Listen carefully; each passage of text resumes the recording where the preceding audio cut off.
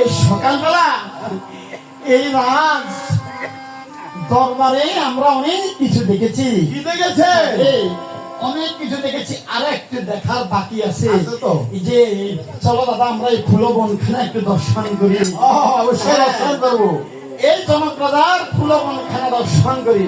তখন রাম আর লক্ষণ এই ফুলবনে লক্ষণ গেলেন, আর সীতা উর্মিলা মান্ডবী শ্রুত কীর্তি এই সকলকে তখন নয়নে দেখিলেন।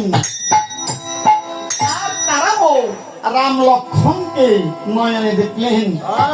আর এক বোন আরেক বোনকে তখন কহিতে লাগলেন, দেখ দিদি, ও দিদি, আরে এত সুন্দর কি মানুষ হয়?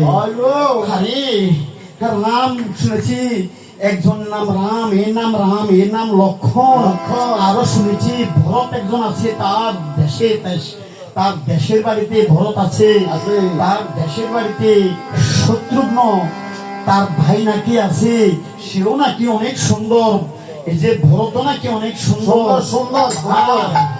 আচ্ছা, এরা যে সুন্দর, তাদের ভাই নাকি আর মন্দা হবে না? না না না, তারাও কিন্তু সুন্দর হবে।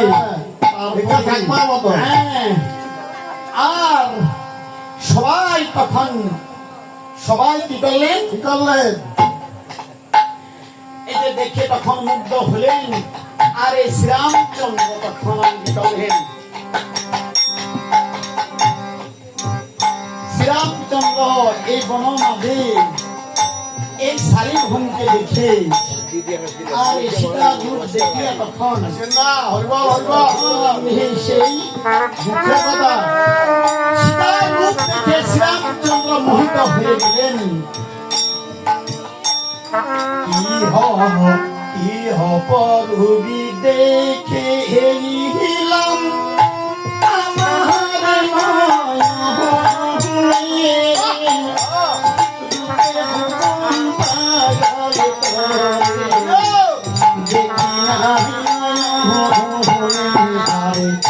দেখি না